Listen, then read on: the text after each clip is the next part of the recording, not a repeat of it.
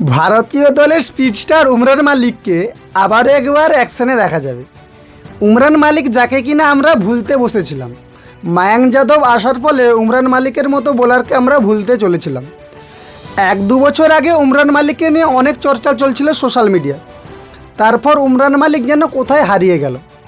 2022 সালে ভারতের দল যখন অস্ট্রেলিয়া টি20 ওয়ার্ল্ড কাপ খেলতে যায়, তখন দলে যখন উমরান মালিক ছিল না, তখন লেজেন্ডারি ক্রিকেটার ব্রেট লি একটা মন্তব্য করেছিলেন, আপনার কাছে ফারারি আছে, তবুও আপনি তাকে গ্যারেজে রেখে দিয়ে এসেছেন। মানে ফারারির সাথে তুলনা করা হয়েছিল উমরান মালিক। লেজেন্ডারি ক্রিকেটার শোয়েব আখতারের সাথে তুলনা করা হয়েছিল কিনা তার রেকর্ড ভাঙবে উমরান মালিক। একসময় সোশ্যাল মিডিয়ায় প্রায় তোলপাড় চলছিল উমরান মালিককে নিয়ে। সমস্ত লেজেন্ডারি ক্রিকেটাররা তারা তাদের মন্তব্য করছিলেন উমরান মালিককে নিয়ে। তারপর মায়াঙ্ক যাদব আসার ফলে আমরা প্রায় উমরান মালিককে ভুলতে চলেছিলাম। সেই উমরান মালিককে আবারও একবার দেখা যাবে অ্যাকশনে। দলীপ ট্রফিতে ঋতুরাজ গায়কোয়াড়ের আন্ডারে টিম সিতে খেলবেন উমরান মালিক। তাকে দেখার জন্য সমস্ত ভারতীয় ক্রিকেট ফ্যানরা মুখিয়ে আছেন। সেই উমরান মালিক ভারতীয় দলের হয়ে ছোট ফরম্যাটে ক্রিকেট খেলেছেন এবং রেড বল ক্রিকেটে এখনও পর্যন্ত সুযোগ পাননি, এবং রেড বল ক্রিকেটে সুযোগ পেলে আশা করি ভালো পারফরমেন্স করবে। এবং সেটা দেখার জন্য red ball cricket, Duleep trophy যেটা বিশেষিতভাবে রেড বল ক্রিকেট হয়ে থাকে, এবং ভারতীয় দলের 4টা টিম মানে এ বি সি টিম 4টা টিমে ভাগ করা হয়েছে।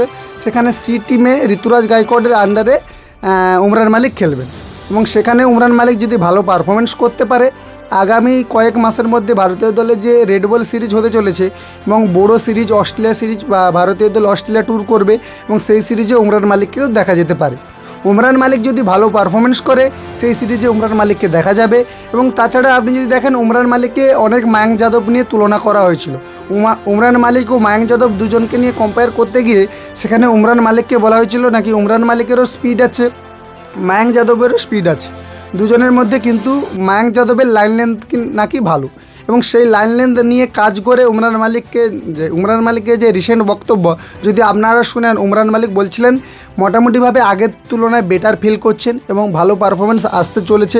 উমরান মালিকের কথা শুনে বোঝা যায় উমরান মালিক আগের চেয়ে ফিটফাট আছেন এবং নিজের যে স্কিল সেটটা আশা করি বাড়িয়ে এনেছেন। এবং দলীপ ট্রফিতে 2024 সালে দলীপ ট্রফিতে দেখা যাবে উমরান মালিককে, এবং ভারতীয় দলে সেখান থেকে ভারতীয় দলে কামব্যাক করতে পারেন। এবং সানরাইজার হায়দ্রাবাদের হয়ে এবছর মাত্র একটা ম্যাচ খেলেছেন। আশা করি পরবর্তী আইপিএলে উমরান মালিক ভালো পারফরমেন্স করবেন এবং ভারতীয় দলের হয়ে কামব্যাক করবেন, এবং রেড বল সিরিজে অস্ট্রেলিয়াতে দেখার জন্য আমি তো মোটামুটিভাবে মুখিয়ে আছি। আপনারা উমরান মালিককে রেড বল সিরিজে দেখতে চান নাকি সেটা কমেন্ট বক্সে জানান। আর ভিডিওটা যদি ভালো লাগে বন্ধুদের ট্যাগ করতে পারেন। দেখা হচ্ছে পরের ভিডিওতে। এই ভিডিওটা এই পর্যন্ত।